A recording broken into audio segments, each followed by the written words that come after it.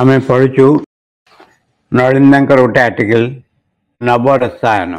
ଶ୍ରୀଅରବିନ୍ଦ ଦେଇଛନ୍ତି ଗୋଟେ ପୂର୍ଣ୍ଣାଙ୍ଗ ତତ୍ତ୍ୱ ଓ ଇତିହାସ। ତେବେ ଜଗତର ଦୁଃଖ ଭୋଗ ଓ ପାପ ସମ୍ବନ୍ଧରେ ସେ କହୁଛନ୍ତି ଏହି କଥା: ଯେଉଁମାନେ ଅତି ପାପୀ, ଚୋର, ଖୁଣି, ଭ୍ରଷ୍ଟ, ସେମାନେ ମଧ୍ୟ ନମସ୍ୟ, ଏଇଥିପାଇଁ ଯେ ସେମାନେ ନିଜ ଉପରେ ସ୍ୱୀକାର କରିନେଇଛନ୍ତି ପାପର ଭାର। ଜଗତ ସାଗର ମନ୍ଥନ ଫଳରେ ଉଠିଛି ଯେଉଁ ବିଷ, ତାର ଅଧିକାଂଶ ହିଁ ଭାଗ ଏଇ ହତଭାଗ୍ୟମାନେ ହିଁ ପାନ କରିଛନ୍ତି। ଏପର୍ଯ୍ୟନ୍ତ ଆମେ କାଲି ପଢ଼ିଥିଲୁ। ତାପରେ କହିଛନ୍ତି ଶ୍ରୀଅରବିନ୍ଦଙ୍କର ଏହି ବାକ୍ୟ ପାଶ୍ଚାତ୍ୟ ମନୀଷୀଙ୍କର ସିଦ୍ଧାନ୍ତକୁ ଗୋଟିଏ ଦୃଷ୍ଟିରୁ ସମର୍ଥନ କରୁଛି ବୋଲି ହିଁ ମନେ ହୁଏ। ଦୁଇଟିରେ ହିଁ ଅନୁରୂପ ଭାବରେ ପ୍ରତିଧ୍ୱନି ରହିଛି, କିନ୍ତୁ ଶ୍ରୀଅରବିନ୍ଦଙ୍କ ବାକ୍ୟ ତାଙ୍କ ପୂର୍ଣ୍ଣ ବାକ୍ୟର ଖଣ୍ଡ ମାତ୍ର, ସର୍ବଶେଷ କଥା ନୁହେଁ। ଦୁଃଖ, କଷ୍ଟ, ଦୈନ୍ୟ, ଦୁର୍ଭୋଗ ପାଶ୍ଚାତ୍ୟ ମନୀଷୀଙ୍କ ଦୃଷ୍ଟିରେ ଯେପରି ଶେଷ କଥା, ବ୍ୟକ୍ତି ପକ୍ଷରେ, ବହୁ ବ୍ୟକ୍ତିଙ୍କର ବାହ୍ୟ ଜୀବନ ପକ୍ଷରେ ବ୍ୟକ୍ତିର ଏଠାରେ ଏହି ଭାବରେ ପୂର୍ଣ୍ଣ ଆତ୍ମବଳି ସମବେତ ସିଦ୍ଧି ଉଦ୍ଦେଶ୍ୟରେ ଯୁଦ୍ଧରେ ଯେମିତି ବହୁ ସୈନ୍ୟଙ୍କ ବା ବହୁ ସୈନ୍ୟଙ୍କ ଆତ୍ମବଳି, ଏଠି ଇଣ୍ଡିଭିଜୁଆଲ ଆଉ କଲେକ୍ଟିଭ ବିଷୟ ବର୍ଣ୍ଣନା କରାହେଉଛି। ମୋଷ୍ଟଲି ବ୍ୟକ୍ତିର ଯେଉଁ ସଫରିଂ, ଏଇଟା ବ୍ୟକ୍ତି ଜୀବନର ଶେଷ କଥା ନୁହେଁ। ଠିକ୍, ଏବଂ ଯେମିତି ବହୁ ସୈନ୍ୟକୁ ଯଦି ସିଙ୍ଗୁଲାର ହିସାବରେ ନିଆଯାଏ, ଯେମିତି କ୍ଲବ ହାଉସ୍ କୁହାଯାଏ, ତାହେଲେ ବହୁ ସୈନ୍ୟଙ୍କ ଆତ୍ମବଳି ପଛରେ କିଛି ଏକ ଉଦ୍ଦେଶ୍ୟ ରହିଛି ବୋଲି ଜଣାପଡ଼େ। କିନ୍ତୁ ଆକ୍ଚୁଆଲି ଦୁଃଖ କଷ୍ଟ ଭୋଗିବା, ହଇରାଣ ହରକତ ହେବା, ଯନ୍ତ୍ରଣାର ଅସ୍ଥିର ହେବା, ଏଇଟା ମଣିଷ ଜୀବନର ଶେଷ ପରିଣାମ ନୁହେଁ। ଶ୍ରୀଅରବିନ୍ଦଙ୍କ ଦୃଷ୍ଟିରେ ବ୍ୟକ୍ତି ପକ୍ଷରେ ମଧ୍ୟ ଯେକୌଣସି ବ୍ୟକ୍ତି ହେଉନା କାହିଁକି, ତା ପକ୍ଷରେ ଆତ୍ମବଳି ତାର ଶେଷ ପରିଣତି ବା ଶେଷ କୃତି ନୁହେଁ। ଏହା ହେଲା ବ୍ୟକ୍ତି ପକ୍ଷରେ ତାର ଗୋଟିଏ ଜୀବନର ବା କେତୋଟି ଜୀବନର ଇତିହାସ ମାତ୍ର। ଏହି ଆତ୍ମବଳି ଭିତର ଦେଇ ପ୍ରତ୍ୟେକ ବ୍ୟକ୍ତି ହିଁ ନିଜକୁ ବିକଶିତ କରି ଚାଲିଛି। ସମବେତ ବିକାଶର ସଙ୍ଗେ ସଙ୍ଗେ ନିଜକୁ ବିଲୁପ୍ତ କରି, ନିଶ୍ଚିହ୍ନ କରି ନୁହେଁ। କେହି ପରିତ୍ୟକ୍ତ ହୁଏ ନାହିଁ, ହଜିଯାଏ ନାହିଁ, ଶୁଷ୍କ ଝରାପତ୍ର ଭଳି। ଯେମିତି ଏଇ ଯେଉଁ ଆମେ ଗଲା ଥରକ ସେୟା ବୁଝା ହେଇଥିଲା, ଏ ଯେଉଁ ଆତ୍ମବଳି ଦିଆହେଇଛି ବ୍ୟକ୍ତି ପକ୍ଷରେ, ଏହା ଉଦ୍ଦେଶ୍ୟ ଅର୍ଥ ଆଉ ଏକ ବିକାଶର ପରିଣାମ ମାତ୍ର ବା ସେ ଦିଗରେ ଏକ ଗତି ମାତ୍ର। ଯେମିତି ଆମେ କଥାବାର୍ତ୍ତା ହେଉଥିଲୁ, ନଡ଼ିଆ ଗଛରେ ଗୋଟିଏ ବାହୁଙ୍ଗା ଖସି ପଡ଼ିଲା ପରେ ଆଉ ଗଛ ଉପରକୁ ଉଠିଯାଏ ଟିକେ, ପୁଣି ଆଉ ଗୋଟିଏ ବାହୁଙ୍ଗା ଖସି ପଡ଼େ, ଆଉ ଗଛ ଟିକେ ଆଉ ଟିକେ ଅଧିକ ତାର ଉନ୍ମୋଚନ ହୁଏ। ଏଠି ଯେଉଁ ବ୍ୟକ୍ତିଗତ ଦୁଃଖ କଷ୍ଟ ଯନ୍ତ୍ରଣା, ଏହାର ଏକ ଉଦ୍ଦେଶ୍ୟ ରହିଛି। ଏହି ଉଦ୍ଦେଶ୍ୟ ଏକ ମହତ୍ତର ସିଦ୍ଧି ଆଡ଼କୁ ନେଇଯାଉଛି। ପ୍ରତ୍ୟେକ ବ୍ୟକ୍ତି ଯେତେବେଳେ କିଛି ଏକ ଅସୁବିଧାର ସମ୍ମୁଖୀନ ହେଉଛି, ଯନ୍ତ୍ରଣାର ସମ୍ମୁଖୀନ ହେଉଛି, ତା ଭିତର ଦେଇକରି ତାର ବିକାଶ ହେଉଛି। ଯନ୍ତ୍ରଣା ଅସୁବିଧା ଜୀବନର ଶେଷ କଥା ନୁହେଁ। କେହି ପରିତ୍ୟକ୍ତ ହୁଏ ନାହିଁ, ହଜିଯାଏ ନାହିଁ, ଶୁଷ୍କ ଝରାପତ୍ର ଭଳି। ଯେମିତି ବାହୁଙ୍ଗାଟେ ଖସି ପଡ଼ୁଛି ନଡ଼ିଆ ଗଛରୁ, ଶେଷ କଥା ଏଇଟା ନୁହେଁ, ଏଟାକୁ ବନ୍ଦ କରାହେଇନି, ଏହା ଫଳରେ ଗୋଟେ ପାଦ ଆଗେଇ ଯାଇଛି। ବ୍ୟକ୍ତି କ୍ଷେତ୍ରରେ ମଧ୍ୟ ରହିଛି ନାନା କ୍ରମ, ନାନା ସ୍ତର। ଏକଥା ଠିକ୍ ନୁହେଁ ଯେ ଦଳେ ସୌଭାଗ୍ୟବାନ ବ୍ୟକ୍ତି ଅଛନ୍ତି, ଯେଉଁମାନେ କି ଚରମ ସିଦ୍ଧି ଭିତରକୁ ଉତ୍ତୀର୍ଣ୍ଣ ହୋଇ ଚାଲି ଯାଇଛନ୍ତି। ଖ୍ରୀଷ୍ଟୀୟ ମନୀଷୀଙ୍କର ଭାବ ଅନୁସାରେ ସେମାନେ ସ୍ୱର୍ଗ ଚେତନାରେ ଯାଇ ଈଶ୍ୱରଙ୍କ ସଙ୍ଗେ ସମାନ ଆସନ ପାଇଛନ୍ତି। ଏ କଥା ନୁହେଁ ଯେ କିଛି ଲୋକ ବେନିଫିସିଆରୀ ଲାଭ ପାଇଛନ୍ତି, ଆଉ କିଛି ଲୋକ ଆତ୍ମବଳି ଦେଇଛନ୍ତି, ଏମିତି ନୁହେଁ। ଆତ୍ମବଳିକୁ ଭିତ୍ତିଭୂମି କରି ସେମାନେ ଲାଭ ପାଇଛନ୍ତି ତା ବି ନୁହେଁ।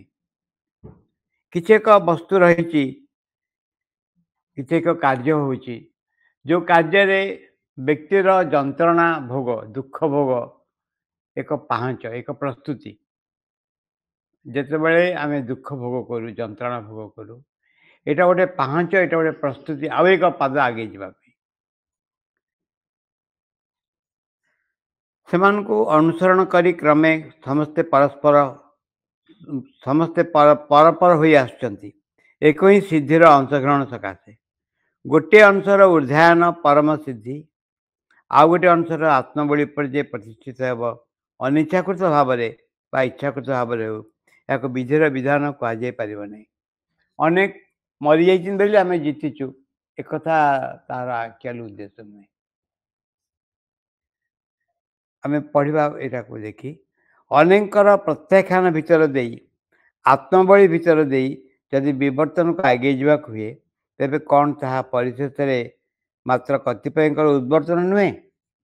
ଏମିତି କ'ଣ ଠିକ୍ ଅର୍ଥ ନୁହେଁ ଯେ ବହୁ ବ୍ୟକ୍ତିଙ୍କ ଆତ୍ମବଳି ଆମର ସଫଳତାର ସୂଚକ? ଏହା କ'ଣ ଠିକ୍? ସେ କତିପୟ ଯେତେ ବୃହତ୍ ବା ସାମଗ୍ରିକ ହୁଅନ୍ତୁ ନା କାହିଁକି, ସେମାନେ ଅଂଶ ମାତ୍ର। ଠିକ୍ କଥା। ଦୁଃଖ, ଦୈନ୍ୟ, ଜରା, ମୃତ୍ୟୁ ହେଲା ବିବର୍ତ୍ତନର ପ୍ରଥମ ଦିଗର ଅର୍ଥାତ୍ ଅପରାଧର ସତ୍ୟ। ଯେତେବେଳେ ତମୋ ଅସିତ୍ ତମସା ଗୁହ୍ୟମ୍ ଅଗ୍ରେ ବା ସବୁକିଛି ଅଚେତନା ଜଳରାଶି ଅପ୍ରକୃତମ୍ ସଲିଳମ୍ ଜଡ଼ତ୍ୱର ଗାଢ଼ ଅବଚେତନା ଯେତେବେଳେ ସୃଷ୍ଟିର ମୂଳରେ, ସେତେବେଳେ ଜମାଟ ଶକ୍ତ ତାମସିକତାକୁ ଦୀର୍ଣ୍ଣ କରି ପ୍ରାଣାବେଗର ପ୍ରଥମ ଚାଞ୍ଚଲ୍ୟ ଦେଖାଦିଏ ଗୋଟେ ତୀବ୍ର ବେଦନାର ଚାପରେ। ଦୁଃଖର ଅଭିଘାତ ହିଁ ସେଇ ରଜଶକ୍ତି, ଯାହା ତାମସ ପ୍ରତିଷ୍ଠାକୁ ହଲଚଲ କରି ଭାଙ୍ଗିଦିଏ। ଯେତେବେଳେ ଏଠି ଡେଫିନିସନ୍ ଅଫ୍ ଦୁଃଖ ବା ଆପ୍ରୋଚ୍ ଅଫ୍ ଦୁଃଖ କଷ୍ଟ ସମ୍ପୂର୍ଣ୍ଣ ଅଲଗା। କେମିତି ଅଲଗା ହେଉଛି ଯେ ଉପର ମାଟି ଯଦି ନ ଫାଟିବ, ଭିତରେ ଲୁକାୟିତ ଥିବା ମଞ୍ଜି ଗଜା ହେଇକି ଉପରକୁ ଉଠିପାରିବନି। ଗଜା ହେଇ ଉପରକୁ ଉଠିବାର ଲକ୍ଷଣ ହେଉଛି ଉପର ମାଟି ଫାଟିଯିବା। ଯଦି କୌଣସି ଦୁଃଖ କଷ୍ଟ ଦୈନ୍ୟ ବା ଅଦ୍ଭୁତ ଅସୁବିଧା ଭିତରେ ଦେଇକି ଆମେ ଯାଉଛୁ, ତା ପଶ୍ଚାତରେ ଏକ ବହୁତ ବଡ଼ ପ୍ରାଇଜ୍ ଥୁଆ ହେଇଛି, ବହୁତ ବଡ଼ ଫଳ ଥୁଆ ହେଇଛି। ସେ ଫଳ ହେଲା କ'ଣ ନା, ଆମେ ଚେତନା କ୍ଷେତ୍ରରେ ଏକ ବହୁତ ବଡ଼ ଷ୍ଟେପ୍ ନେଇଛୁ। ଆମ ଭିତରେ ଥିବା ଲୁକାୟିତ ଚେତନା ଏକ ଅବସ୍ଥାରେ ଆସି ପହଞ୍ଚିଛି, ଏକ ପ୍ରକାଶର ମହାନ ପ୍ରକାଶର ଅବସ୍ଥାରେ ପହଞ୍ଚିଛି। ପ୍ରତ୍ୟେକ ଯେମିତି ମାତୃଗର୍ଭରେ ପିଲା ବାହାରିଲା ବେଳେ ଯେଉଁ ମା' ଯେଉଁ ଦୁଃଖ କଷ୍ଟ ଦେଇ ଆସେ, ସେ ଦୁଃଖ କଷ୍ଟର ଅର୍ଥ ହେଉଛି ଏକ ନୂତନ ବିଙ୍ଗ ସତ୍ତା ଜନ୍ମ ଲାଭ କରୁଛି। ଠିକ୍ ସେଇ ଭାବରେ ପୃଥିବୀରେ ଯେଉଁ ଦୁଃଖ କଷ୍ଟ ଯନ୍ତ୍ରଣା ଅସୁବିଧା ସବୁ ଦେଖାହେଉଛି, ତା ପଶ୍ଚାତରେ ଏଇ ବିଷୟ ରହିଛି, ଏକ ମହତ୍ତର ବସ୍ତୁ ଜନ୍ମ ଲାଭ କରିବାକୁ ଯାଉଛି। କହୁଛନ୍ତି ଦୁଃଖର ନାନା ପ୍ରକାଶ ଦ୍ୱାରା ଅଜ୍ଞାନତାକୁ ଅଚେତନାକୁ କ୍ରମେ ସଚେତନ ସଜ୍ଞାନ କରି ଗଢ଼ି ତୋଳେ। ଦୁଃଖ କଷ୍ଟ ଏଇଥିପାଇଁ ଆବଶ୍ୟକ ହୁଏ, ଆବଶ୍ୟକ କରାଯାଏ, ଯାହା ନହେଲେ ମଣିଷ ସଚେତନ ହେବନି। ନହେଲେ ଟେକ୍ ଇଟ୍ ଫର୍ ଗ୍ରାଣ୍ଟେଡ୍ ଜଣା ପଡ଼ିଯିବ ଯେ ଆମେ ଯେଉଁ ଚେତନା କ୍ଷେତ୍ରରେ ଗୋଟେ ଅଗ୍ରଗତି କରିବୁ, ଗୋଟେ ପାହାଞ୍ଚ, ଗୋଟେ ସ୍ତର ଉଠିବୁ, ଆମକୁ ପ୍ରେସରାଇଜ୍ କରାହେଉଛି ଉଠିବା ପାଇଁ। ଯେମିତି ଜଣେ ଶୋଇକିରି ରହିଛି, ଉଠୁନି, ଜମା ହଲେଇଲେ ବି ଉଠୁନି, ତାପରେ ଶୀତ ଦିନେ ଥଣ୍ଡା ପାଣି ଢାଳିଦେବ, ସେ ଛଟପଟ ହେଇକରି ଉଠିବ। ତା କଥା ହେଉଛି ତୀବ୍ର ଅଚେତନତା ବା ଅଳସୁଆମୀ ଯେଉଁ ରହିଛି, ତାକୁ ଭାଙ୍ଗିବା ପାଇଁ କିଛି ଯନ୍ତ୍ରଣା ଦରକାର ହେଉଛି। ଠିକ୍ ସେଭଳି ଆମେ ସଚେତନ ହୋଇ ଉଠୁଛୁ, ଭୁଲକୁ ଜାଣିପାରୁଛୁ, ଠିକ୍ କରିପାରୁଛୁ। ସଫଳତାର ମାୟାଜାଲରେ ଆମେ ଯେତେବେଳେ କୌଣସି ଏକ ସ୍ତର ଆରୋହଣ କରାଯାଏ, ବ୍ୟକ୍ତି ସଫଳତାର ମାୟାଜାଲରେ ବାନ୍ଧି ହେଇଯାଏ, ବାହାରି ପାରେନି। ସେଥିପାଇଁ ତା ପାଇଁ ଯନ୍ତ୍ରଣା ଦରକାର ହୁଏ। କହୁଛନ୍ତି ଦୁଃଖର ପ୍ରଭାବ ଦ୍ୱାରା ହିଁ ସେଥିରେ ମଣିଷ ମଧ୍ୟରେ ଦେଖାଦିଏ ଆଧ୍ୟାତ୍ମ ଜିଜ୍ଞାସା। କେତେ ଚମତ୍କାର ଏଇଟା ଯେ ଦୁଃଖର ଦ୍ୱାରା ମଣିଷ ଭିତରେ ଆଧ୍ୟାତ୍ମିକ ଜୀବନ ପାଇଁ ଆସ୍ଫୁରା ଜନ୍ମେ, ଏବଂ ଏହି ଦୁଃଖର ହିଁ ପରିବର୍ତ୍ତନ ସାଧନରେ ଘଟେ ଚେତନାରେ ଆଧ୍ୟାତ୍ମିକ କ୍ରମ ବିକାଶ। ଦୁଃଖ ଦ୍ୱାରା ଆଧ୍ୟାତ୍ମିକ କ୍ରମ ବିକାଶ ପଛରେ ବ୍ୟକ୍ତି ଆଗେଇ ଯିବାକୁ ଆରମ୍ଭ କରେ। ଦୁଃଖରୁ ତ୍ରାଣ ନୁହେଁ, କେବଳ ଦୁଃଖର ପରିବର୍ତ୍ତନ ହିଁ ଅସଲ ସମସ୍ୟା ମହତର ସିଦ୍ଧି। ଇଏ ହେଉଛି ଚମତ୍କାର କଥା। ଦୁଃଖରୁ ମୋତେ ବାହାର କରି ଆଣ ନାହିଁ, किंतु दुखर परिवर्तन ही हूँ असल समस्या। दुखर परिवर्तन ही हूँ असल समस्या। आम दुख को आभोड करूनी ताको सम्मुखीन होची कारण दुखर अंतराल जो महान अग्रगतिर समस्या रही तार समाधान हम। कृष्ण गोटे हाथ धरिकी टाणुचंती आउ गोटे हाथ से टाणु रक्षा पाई आम कौन बेंच धरचु चौकी धरचु टेबुल धरचु खट धरचु कारण एपटे कृष्ण को टाणटा जोरे होम से टाणु रक्षा पाइब किंतु ये जो हाथ खंडिया हो जाऊँगी कृष्ण को टाण पाखे हार मानिक धरवा द्वारा बेंच चौकी से हूँ आम समस्यार समाधान। आम खंडिया होचु दुख कष्ट भोगुचु कारण कृष्णकर टाणु को आम सपोर्ट करूनु आम सपोर्ट कर निज अवस्था उपरको न उठा दुखर त्राण नुहे केवल दुखर परिवर्तन ही असल समस्या और महतर सिद्धि। कवि कहते दुख सहित दुखर त्राण यह शहीद सैनिकर आत्मलोप आत्मतृप्ति यह कहुपे वीरभावर सिद्धि कि देवभाव सिद्धि भिन्न प्रकृतिर देवभाव सिद्धि वीरभाव सिद्धि जे कहुपर जे आत्मलोप आत्मतृप्ति निजक तुम्हें शहीद करदेव ताको जो मैंने कौन कर बम पकई निजक मार्च कौन सा कहती जिहाद धर्म जिहाद बोधे रिलीजियस जिहाद सब अच्छी से निजे निजे निजे मर्जी को उड़े देवे मरिक किंतु लोक को मारदेवे यहीटा नुहे एको आत्मतृप्ति यहीटा नुहे किंतु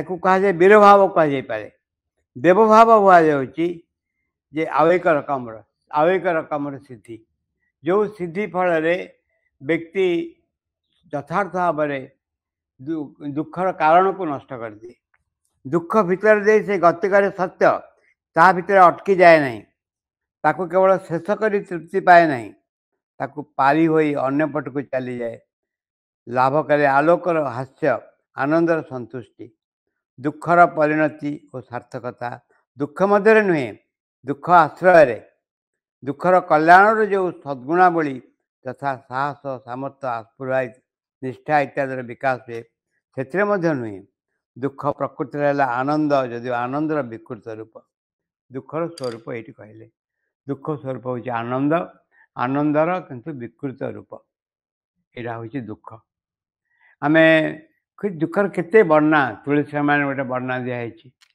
जे कौन है माँ बथ सब हो पिलार से आनेस्थेसिया नथिला माँ कौन कर पिला जिते पार्टी कर पछे जबरदस्त बथ को फटेक पूजा बाहर कर छाड़द जिते से आपत्ति कर पिला से आपत्ति कर परिणाम से पिला बथ समस्या मुक्त हो ठीक से भाव आम उपरे लदी जाऊँगी विभिन्न रकम दुख कष्ट परिणाम आम भर यथार्थ आनंद निजी प्रकाश लाभ कर तेणु दुख इज ए प्रोसेस जहाँ आम को आनंद आड़ को नहीं दुख प्रकृति आनंद जदिव आनंदर विकृत रूप जो आनंद एते तीव्र जहाँकि आउ सहाय करा पारे ना ता ही दुख हो देखा दिए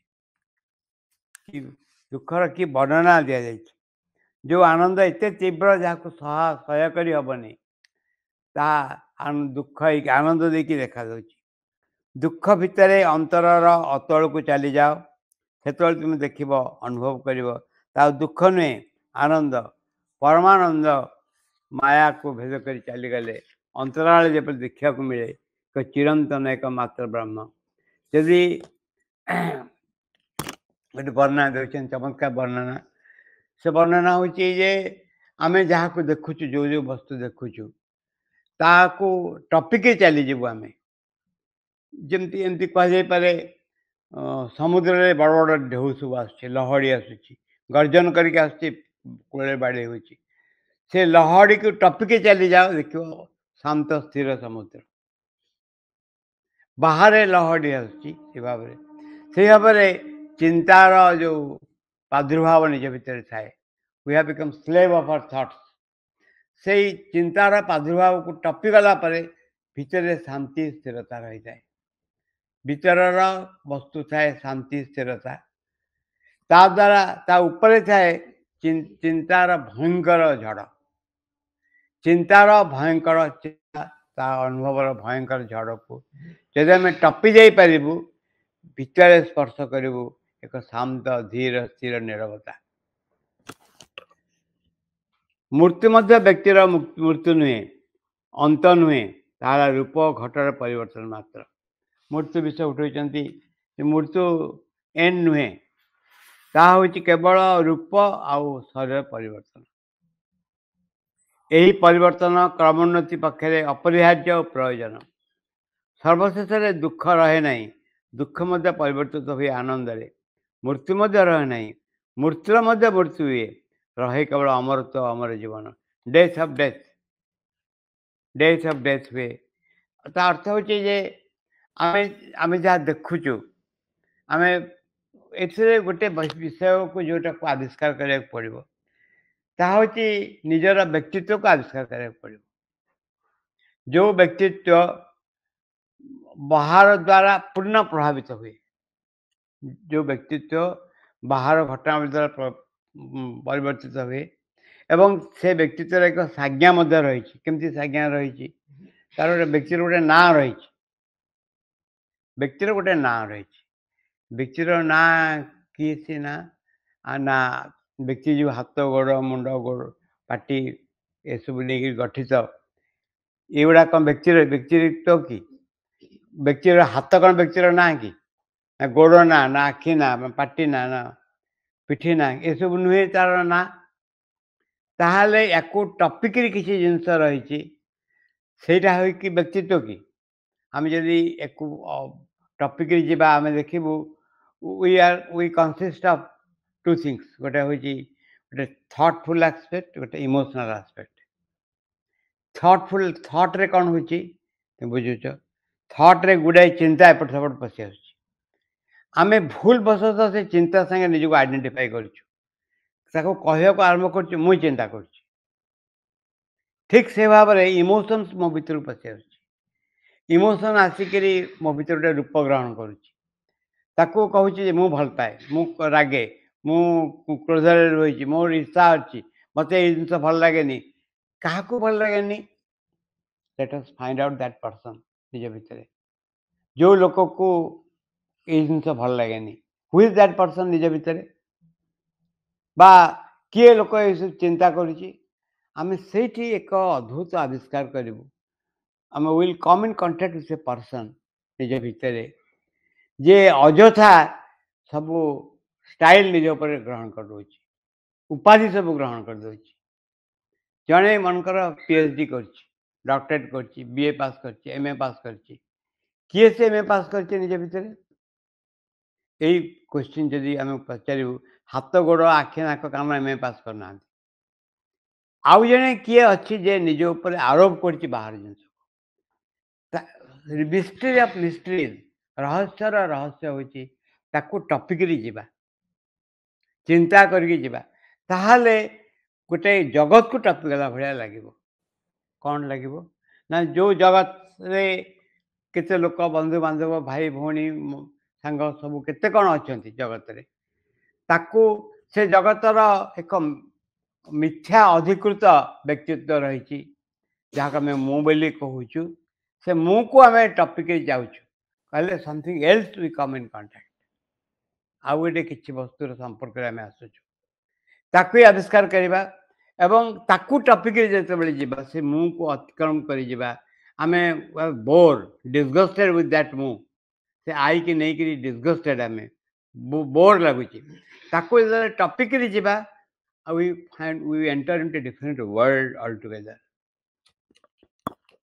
कहते मृत्यु मध्य रहे नहीं मृत्युर मध्य मृत्यु हुए रहे केवल अमरत्व अमर जीवन सारदा गोटे आध्यात्मिक चेतनार क्रम विकास क्रमशुद्धि कथा कहते अविरत एकमुखी ऊर्धायन पार्थिव चेतना और सत्ता समवेत भाव में क्रम उठी चलती शुद्धतर पूर्णतर नवतर सृष्टि आड़क से वर्णना कर जड़े दार्शनिक से कहते जे समग्र चेतना एवं से सांगे नहीं जाइए व्यक्ति मानक एक महत्तर उच्चतर दिगरे परिचालित कराऊँ जदि कहीं केबे बियॉन्ड टाइम चलीज बियॉन्ड टाइम हूँ जमी अलग होकर ठिया हम घटनावली घटी जाऊँगी आखि आगे मु I am not a part of it मु निजक अलग करके देखुची ताहले से देखिब अद्भुत भाव में जीवन लीला चली यार लक्ष्य कौन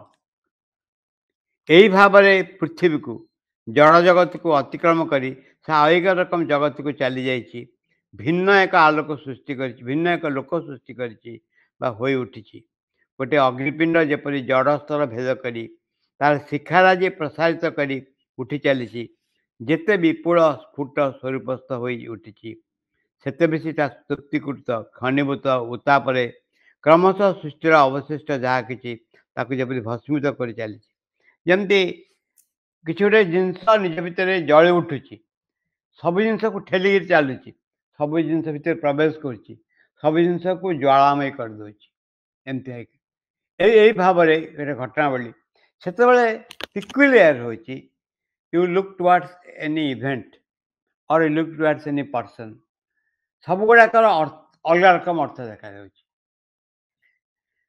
बाहर गोटे पट्टा पकाई तले प्रबल भाव में जलस्रोत जाऊँ गोटे पोल खाली पोल ठिया पट्टा पोलर पट्टा पट्टा तले प्रबल भाव में स्रोत चली जड़े स्थिर होकर ठिया ठीक से भाव में समय घटनावली प्रबल भाव में चली बाहर आम ठिया घटनावली ऊर्धे निजी प्रतिष्ठित कर पिक्युलियर लगुच अद्भुत लगुच जदि जड़े या परिवर्तन करने चाहब देखा चाहब यार साज्ञा खोजा को आरंभ कर देख ये संसार स्थिर नुहे एत अस्थिर घटनावली एत अस्थिर ये व्यक्तिर जो स्थिरतार जो आभास ठिया रही देखुची ताक अद्भुत बोली लगे वर्णना कर भाव में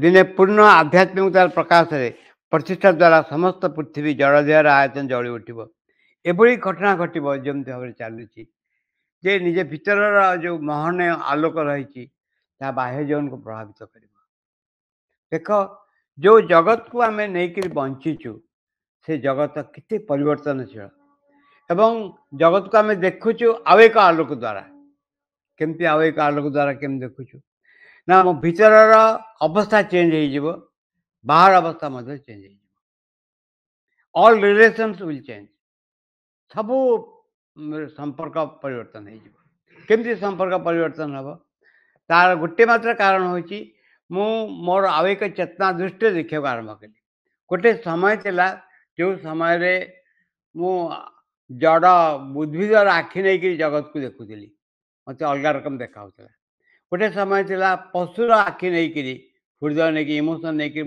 जिनस लोक जिनस को देखिली गोटे रकम देखा आदि मनीषर आखि हृदय नहीं जीवन जगत घटनावली को देखिली पूरा देखा मु मन प्रधान हुए तो आसली मुझे प्राण प्रधान हो आसली एवं मन प्रधान है बेले सब आनालाइज करने आरंभ कली रिजनिंग करने आरंभ कली मुझे 3 2 मिसल 5 5 1 कले 4 4 3 गुणिले 12 ये भाव में सब कैलकुलेसन भर देवा आरंभ कली मत अलग रकम देखा एवं behind all and all this किसी गोटे फ्लेम जलुची किसी गोटे शिखा जलुची जो शिखार प्रभाव में मो दृष्टि परिवर्तन हो जाए अपेक्षा कराऊँगी इमोशन आखि देकी नुहे युक्तितर्कर विचार आखि देकी नुहे अहंकार बा आत्मबलिमार आखि देकी नुहे आउ कि एक आखि मो भर धीरे धीरे खोलिया आरंभ कर आखि रे मु जगत संसार सबकि देखा आरंभ कर मात्र कहते एपरी गोटे लोक जे शारदा सिद्धांत है दिने पूर्ण आध्यात्मिकता प्रकाश रे प्रतिष्ठा द्वारा समस्त पृथ्वी जड़ देहर आयतन जली उठब एमती समय आसब आत्मार चेतना व्यक्तिर निजस्व चेतना हो ଏବଂ ସବୁକିଛି ଚେଞ୍ଜ ହେବାକୁ ଆରମ୍ଭ କରିବ। ଏହା ଯେପରି ଆଉ ଏକ ଲୋକ ଯେତେବେଳେ ତାର ପୂର୍ଣ୍ଣ ପ୍ରକାଶ ହେବ, ତା ତପ୍ତ ତେଜରେ ପୃଥିବୀ ଭସ୍ମୀଭୂତ ହୋଇଯିବ। ଦଳେ ବୈଜ୍ଞାନିକ ଯେପରି କହିଥାନ୍ତି, ସୃଷ୍ଟିର ଆରମ୍ଭରେ ଥିଲା ତୀବ୍ର ଉତ୍ତାପ କଣା ସମାକୀର୍ଣ୍ଣ ଅନନ୍ତ ବ୍ୟୋମ, ନଥିଲା ସଂଗତି, ନଥିଲା ରୂପ, ଥିଲା ଗୋଟେ ବାଷ୍ପୀୟ ଛାୟାକାର ଏବଂ ତାର ଶେଷ ପରିଣାମରେ ମଧ୍ୟ ତାକୁ ପୂର୍ଣ୍ଣ ସେଇ ନିରାକାର ଆଡ଼କୁ ଫେରିଯିବାକୁ ପଡ଼ିବ। କେତେକ କୁହନ୍ତୁ ସେତେବେଳେ ଲେଖାରେ କହିଛନ୍ତି, ଯେମିତି ଅଗ୍ନିପିଣ୍ଡରୁ ସୂର୍ଯ୍ୟରୁ ବାହାରି ଆସିଥିଲା ପୃଥିବୀ, ପୁଣି ପୃଥିବୀ ସୂର୍ଯ୍ୟ ଆକାର ଧାରଣ କରିବ। ଜଡ଼ ଜଗତର ଆଧ୍ୟାତ୍ମର ଖୋଳ, ଏହି ଖୋଳ ବା ଆଶ୍ରୟକୁ କ୍ରମେ ଦୀର୍ଣ୍ଣ କରି ବିକୀର୍ଣ୍ଣ ବିଚୂର୍ଣ୍ଣ ବିକ୍ଷିପ୍ତ କରି ପ୍ରକଟିତ ପ୍ରତିଷ୍ଠା ହେବ ଆଧ୍ୟାତ୍ମର ସମାଜ। ସେ ଏଭଳି ଏକ ଅବସ୍ଥା ଦେଉଛନ୍ତି ଯେ ୱାନ୍ ଡେ ଏମିତି ଗୋଟେ ସମୟ ଆସିବ ଯେ ସବୁ ଚେଞ୍ଜ ହୋଇଯିବ, ଆରମ୍ଭ କରିବ, ସବୁ ଚେଞ୍ଜ ହେଇଯିବ। କାହିଁକି ଚେଞ୍ଜ ହେବ? କାରଣ ଚେତନା ଚେଞ୍ଜ ହେବ। ଏକ୍ଜାକ୍ଟଲି ଆମେ ବୁଝିପାରିବୁ ଗୋଟେ ଉଦାହରଣରେ, ସେ ଯେଉଁ ଦୃଶ୍ୟ, ଯେ ଗୋଟେ ମାଙ୍କଡ଼ ଧୀରେ ଧୀରେ ବଡ଼ ବଡ଼ ହେଇକି ଚାଲୁଛି, ତାପରେ ଅକପଟେ ଚାଲୁଛି, ଯେଉଁ ଦୃଶ୍ୟ ଲେଖା ହେଇଛି, ତାମାନେ ଯେଉଁ ଦୃଷ୍ଟିରେ ସେ ବୁଢ଼ା ମାଙ୍କଡ଼ ହେଇକି ଥିଲା, ବଣ ମଣିଷ ହେଇକି ଥିଲା, ଯେତେବେଳେ କମ୍ପ୍ୟୁଟର ଚଲାଉଛି ସେତେବେଳେ ସମ୍ପୂର୍ଣ୍ଣ ଚେଞ୍ଜ ହେଇଯାଇଛି। ଏଭଳି ଏକ ମହାନ ଆଖି ତା ଆଖି ଆଗରେ ଖୋଲିଯିବ, ତାକୁ ପ୍ରାପ୍ତ ହେବ। ସେତେବେଳେ ଏଇ ଜଗତର ସମସ୍ୟା ସମ୍ପୂର୍ଣ୍ଣ ପରିବର୍ତ୍ତନ ହେବ। ଏକ ମହତର ଜ୍ଞାନ ଉପଲବ୍ଧ ହେବ, ଏକ ମହତର ଅନୁଭବ ଉପଲବ୍ଧ ହେବ। ମଣିଷ ଚିନ୍ତା କରିକି କୌଣସି ସମସ୍ୟାର ସମାଧାନ କରିବନି, ଭାବପ୍ରବଣତାରେ ସମାଧାନ କରିବନି। ଆଉ ଏକ ଚେତନା ତାର ଭିତ୍ତିଭୂମି ହୋଇ ଉଠିବ ଏବଂ ସବୁ ଜିନିଷ ପରିବର୍ତ୍ତନ ହେବାକୁ ଆରମ୍ଭ କରିବ। All here shall be one day her sweetness some, ସବୁକିଛି ତାଙ୍କର ମଧୁମୟ ଜାଗାରେ ପରିଣତ ହେବ। କାରଣ all contraries prepare her harmony, ଯେ କାରଣ ଯାହା କିଛି ଅଭଗବତମୟ ଦେଖାଯାଉଛି ତାହା ଭଗବତମୟରେ ପରିଣତ ହେବ। ଏଭଳି ଏକ ଆଶ୍ଚର୍ଯ୍ୟ ଦିଆଯାଇଛି ଏବଂ ଯେଉଁମାନଙ୍କର ଆଖି ଅଛି ସେମାନେ ଦେଖିପାରୁଛନ୍ତି ସବୁକିଛି ଗୋଟେ ଆଉ ଏକ ଜାଗାକୁ ଯେମିତି ଉଠି ଉଠି ଚାଲିଛି, ଯେମିତି 22 ପାହାଚ ଟପିବାକୁ ପଡ଼ୁଛି, ଯେ ଗୋଟେ ପରେ ଗୋଟେ ପାହାଚ, ଗୋଟେ ପରେ ଗୋଟେ ପାହାଚ ଉଠିକିରି ଆମେ ଜଗନ୍ନାଥଙ୍କୁ ଦର୍ଶନ କରୁଛୁ। ଠିକ୍ ଏକ୍ଜାକ୍ଟଲି ସେଇ ଭାବରେ ଚେତନାର ଗୋଟିଏ ପରେ ଗୋଟେ ପାହାଚ ଉଠି ଉଠି ଉଠି ଉଠି ଆମେ ଭଗବତ ଉପଲବ୍ଧି ଆଡ଼କୁ ଯାଉଛୁ। ଯେଉଁ ଭଗବତ ଉପଲବ୍ଧିର ଭିତ୍ତିଭୂମି କରିକିରି ଆମେ ଜୀବନଚର୍ଯ୍ୟା ପାଳନ କରିବୁ, ଭଗବତ ଉପଲବ୍ଧିକୁ ଧରିକିରି ଆମେ ଦୈନନ୍ଦିନ ଜୀବନକୁ ପାଳନ କରିବୁ ଏବଂ ତାହା ହିଁ ଆମର ଦୈନନ୍ଦିନ ଜୀବନର ଭିତ୍ତିଭୂମି ହୋଇ ଉଠିବ। ସେ କହିଛନ୍ତି, ଏହା କ'ଣ ହେବ ତେବେ ଆଗ୍ନେୟଗିରିର ବିସ୍ଫୋରଣ ଭଳି? ବିବର୍ତ୍ତନ କ୍ରମ ଉଦ୍ଧାୟନ ଉତ୍ତରଣ ଯେପରି କ୍ରମେ ମୁଣ୍ଡ ଟେକୁଥିବା ଏକ ଅଗ୍ନିଗର୍ଭ ପର୍ବତ, ଭିତରେ ତାର ତାପ ବୃଦ୍ଧି ପାଏ, ତେଜ ଶେଷରେ ଚୂଡ଼ାଟି ଛିନ୍ନ ହୋଇ ଗୋଟେ ଗଳିତ ଧାତୁସ୍ରାବର ବନ୍ୟାରେ ଉତ୍କ୍ଷିପ୍ତ ହୋଇପଡ଼େ। ବାକି ସମସ୍ତ ପଦାର୍ଥ ଭସାଇ ଡୁବାଇ ଧ୍ୱଂସ କରି ନିଜର ପ୍ରଜ୍ୱଳନ ମହିମା ପ୍ରସାରିତ କରେ। ଏହି ଭାବରେ କ'ଣ ପୁରାତନ ପରିବର୍ତ୍ତେ ଦେଖାଦେବ ନୂତନ ଅଭିନବ? ଆମେ କାଲି ପଢ଼ିବୁ ୟାର ଆନ୍ସର, ସେ କ'ଣ କହୁଛନ୍ତି। ସବୁ ଧ୍ୱଂସ ହେଇଯିବ କି? ଜଣେ ବୈଜ୍ଞାନିକ ପଚାରୁଛନ୍ତି। ଏମିତି କିଛି ଘଟିବ, ମଣିଷ ଇମ୍ବାଲାନ୍ସ ହେଇଯିବ କି? ବିଭିନ୍ନ ରକମ ଜିନିଷ ରହିଛି। ସମୟ ନେଉଛି ବହୁତ ବେଶୀ, ତା କାରଣ ଇମ୍ବାଲାନ୍ସ ହେବାକୁ ଛାଡ଼ି ଦିଆହେଉନି, ଅସଙ୍ଗତ ହେବାକୁ ଛାଡ଼ି ଦିଆଯାଉନି। କାରଣ ସାଧାରଣ ଚେତନାରେ ଯଦି ଉଚ୍ଚତର ବସ୍ତୁର ସ୍ପର୍ଶ ଆସେ ତାହେଲେ ସେ ବ୍ୟକ୍ତି ନଷ୍ଟ ହେଇଯିବ। କାହିଁକି ନା ସହି ହେବନି, ଆସିମିଲେଟ୍ ହେଉଛି କଥା। ତୁମ ପେଟ ଖରାପ ସାଧାରଣ ଭାବରେ ଫାଷ୍ଟଫୁଡ଼୍ ଖାଇବ, ଜମା ଆସିମିଲେଟ୍ ହେଇପାରିବନି, ଦେହ ଖରାପ ହେବ। ଠିକ୍ ସେ ଭାବରେ ଆମେ ସାଧାରଣ ଜୀବନ, ସାଧାରଣ ଆଖି ଆଗରେ ରହିଛି, ଉଚ୍ଚତର ଉପଲବ୍ଧି ଆସିଲେ ଅହଙ୍କାର ତ ଯାହା ଥାଏ ବହୁଗୁଣେ ବଢ଼ିକି ଚାଲିଯିବ। ତେଣୁ ବ୍ୟକ୍ତି ମଧ୍ୟରେ ଯେ ଉଚ୍ଚତର ସେତିକି ବସ୍ତୁ ପ୍ରକାଶ ପାଇବ ଯେତିକି ସେ ଆସିମିଲେଟ୍ କରିପାରିବ, ଗ୍ରହଣ କରିପାରିବ। ସେଇଥିପାଇଁ ଅଗ୍ରଗତି ଏତେ ନିମ୍ନ ହୁଏ ବା ଏତେ ଆସ୍ତେ ଆସ୍ତେ ହୁଏ, slow and steady wins the race. ଏ ଯେଉଁ ଉପରକୁ ଉଠିବାର କଥା ଧୀରେ ଧୀରେ ଉଠାଯାଏ। କେବଳ ଉଠାଯାଏ ନାହିଁ, ଗୋଟିଏ ପାହାଚ ଟପିଲା ପରେ ବାକି ସକଳ ବସ୍ତୁକୁ ସେଇ ପାହାଚରେ ଅନୁରୂପ କରି ଗଢ଼ିବାକୁ ଚଳେ। ପୁଣି ଗୋଟେ ପାହାଚ ଜଣେ ଟପେ, ପୁଣି ସକଳ ବସ୍ତୁକୁ ସେଇ ଅନୁରୂପ କରି ଗଢ଼ିବାକୁ ଚଳେ। ଏହି ଭାବରେ ଏକ ପୂର୍ଣ୍ଣତମ ସିଦ୍ଧି ଆଗରେ ମଣିଷର ବିବର୍ତ୍ତନ ଯାତ୍ରା।